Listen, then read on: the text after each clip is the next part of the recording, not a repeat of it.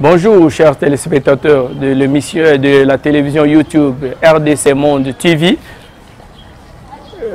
Nous voici dans le cadre de notre émission Le Verset aujourd'hui. Un verset nous amène chez vous.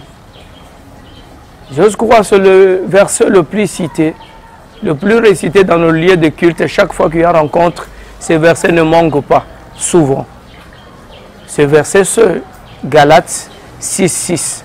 Donc Galates chapitre 6, verset 6. Ce verset, nous allons le voir aujourd'hui dans le cadre de notre émission, dans des dimensions un peu différentes, vu le temps qui nous est donné. C'est un verset qu'on le met à défi.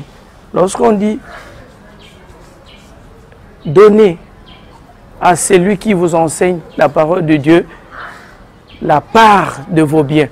Mais dans la Bible nous dit que Galates 6:6, donnez à celui qui vous prêche la parole de Dieu, qui vous enseigne la parole de Dieu, la part de tous vos biens. On dit la part de tous nos biens, mais la parole de Dieu, on ne peut pas l'utiliser en partie. C'est une parole qui doit être utilisée à son entièreté. Car par Christ, nous devons le consommer, comme Paul le dit. Si je vis, ce n'est plus moi qui vis, c'est Christ qui vit en moi. C'est que Christ doit vivre au-dedans de nous. Mais lorsque cette parole est utilisée, on nous dit qu'Allah a mené. Il y a de paniers, il y a de points placés pour mettre l'argent destiné au prédicateur. Mais ce prédicateur dans nos prêches, est-ce qu'on le respecte ou on ne le respecte pas? Lorsqu'on dit donner, faites part de tous vos biens, cela veut dire que si tu as 3 chemises ou 4 chemises, vous divisez par 2, vous prenez 2, vous donnez. Si vous avez 3 paires de souliers ou bien 4 paires de souliers, vous divisez par 2, vous donnez. Est-ce qu'on le fait? Non. Si nous regardons dans nos lieux de culte, on ne le respecte pas. Pourquoi? Parce que c'est difficile. C'est difficile. Souvent, nous donnons ce qui n'est pas la partie. Nous donnons uniquement l'argent. Or, dans le verset, on dit, faites part de tous vos biens. Tous nos biens, chacun n'a pas seulement l'argent. Nous avons, certains ont des voitures, certains ont des maisons, certains ont des parcelles. C'est rare que vous voyez quelqu'un qui dit, dans le cadre de l'enseignement que je récite, je vais partager mes biens avec celui qui m'a enseigné. Il prend une parcelle, comme il en avait 2, il prend un, il le donne. C'est rare. Est-ce qu'on peut être béni en accomplissant en partie la parole de Dieu? Non. La parole de Dieu, on doit l'accomplir en son entièreté. Mais c'est pourquoi, je vais dire, à qui on donne? Si on donne à une personne, est-ce qu'on doit donner les choses physiques? Mais ce verset nous pousse à dire que les choses physiques, c'est incapable de faire l'addition et la division de tous nos biens. Si vous demandez à quelqu'un de vous faire part de tous ses biens, vous donnez le nombre de ses biens, il sera lui-même incapable de vous donner le nombre exact de ses biens. Donc si quelqu'un est incapable de vous donner le nombre exact de ses biens, lui sera très difficile de faire part de ses biens à celui qui enseigne la parole de Dieu. C'est pourquoi, en sondant les Écritures, on comprend que le bien qu'on nous dit et la personne à qui nous devons notre part de bien, ce n'est pas une personne physique. Pour bien me comprendre, vous allez convenir avec moi que lorsqu'il y a un prédicateur qui se pointe devant l'Assemblée de Dieu pour parler de la part de Dieu, ce serviteur-là va commencer à dire, nous faisons appel au Saint-Esprit pour qu'il vienne nous enseigner. Et la Bible renchérit pour nous dire qu'au temps de la fin, personne n'enseignera l'autre et nous serons tous enseignés par le Saint-Esprit. Donc dans ces cas, c'est le Saint-Esprit qui est l'enseignant dans l'Assemblée des saints, dont on respecte les normes, dont on a Christ comme maître. C'est le Saint-Esprit qui est enseignant.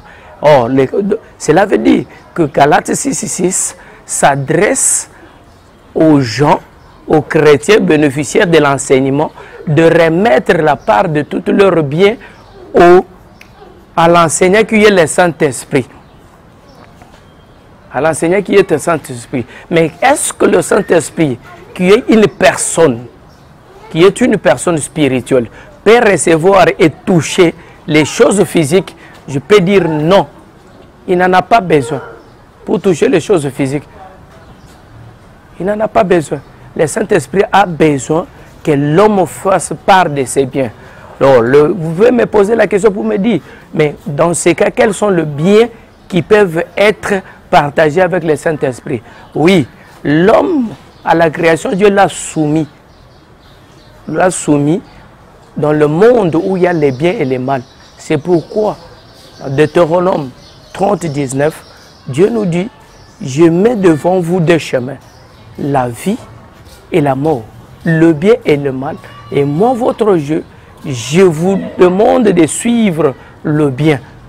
Le bien, c'est que dans l'homme, il y a le bien et le mal.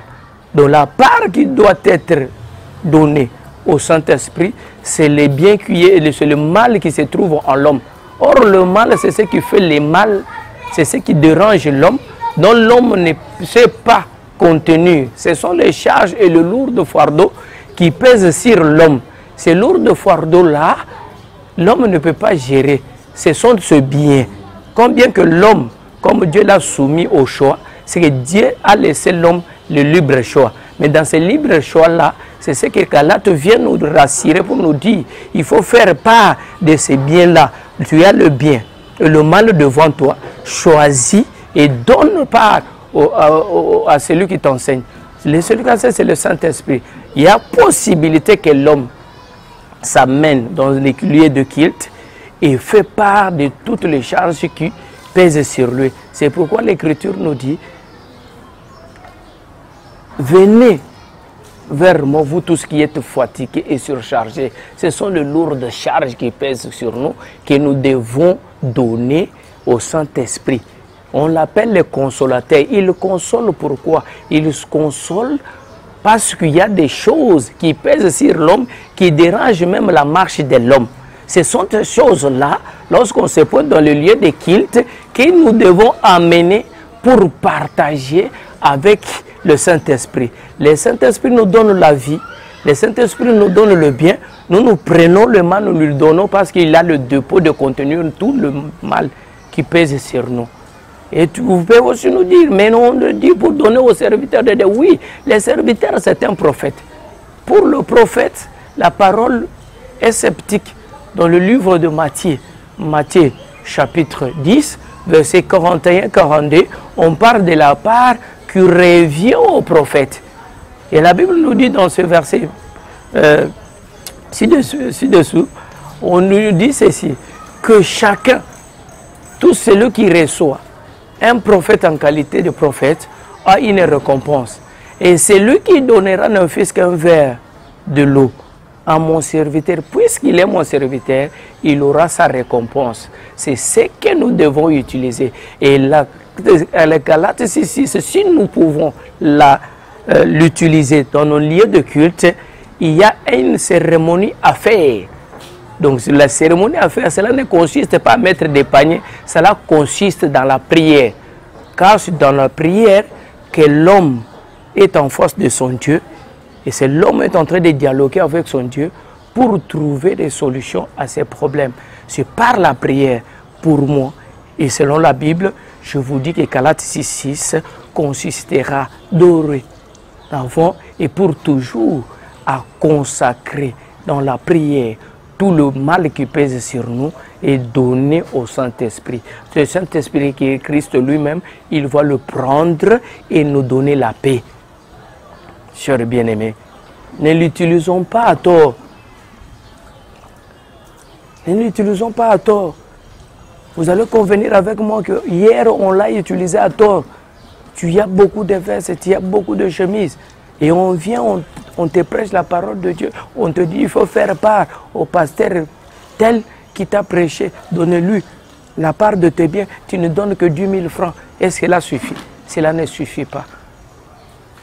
Cela ne suffit pas. C'est pourquoi la Galate 6.6 est différente de l'offrande du prophète. Faisons la différence.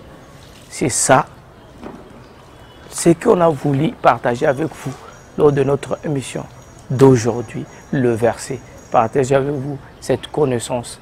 Je pense que la connaissance ici apportez-la la lumière dans nos vies. Et Dieu agira puissamment parce qu'il est dans sa parole et il l'exécute lorsque ses enfants sont en train de l'obéir et l'appliquer. Appliquons la parole à la lettre. C'est pourquoi je vous ai dit, chers bien-aimés, que nous ne pouvons pas utiliser à tort ce verset. Il faut l'appliquer à la place qu'il faut. Galates 6 est différent de l'offrande du prophète. Galates 6, on le doit à Dieu directement. Et comment on peut donner à Dieu directement? C'est par la prière. Père, je suis incapable. J'ai la maladie qui me terrasse. J'ai la cupidité. J'ai l'ivrognerie. J'ai l'adultère. Je suis la débauche qui me terrasse. Prenez ces lourdes charges. Je te donne ça. Donne-moi la vie. Donne-moi la vie. Que ta vie soit le mien. Que je puisse marcher comme Paul. Ça, c'est très important, cher bien-aimé. C'est pour mon conseil. Ne l'utilisez plus à tort. C'est ce qu'on avait pour partager lors de notre émission d'aujourd'hui. Le verset sur notre chaîne bien-aimée RDC Monde TV officiel. Je m'en vais saluer les techniciens qui nous ont tenu compagnie ces jours. Djemix Kazadi. C'est un homme bien qui nous aide pour que l'évangile soit prêché à travers cette chaîne et cette émission, le verset. Bye.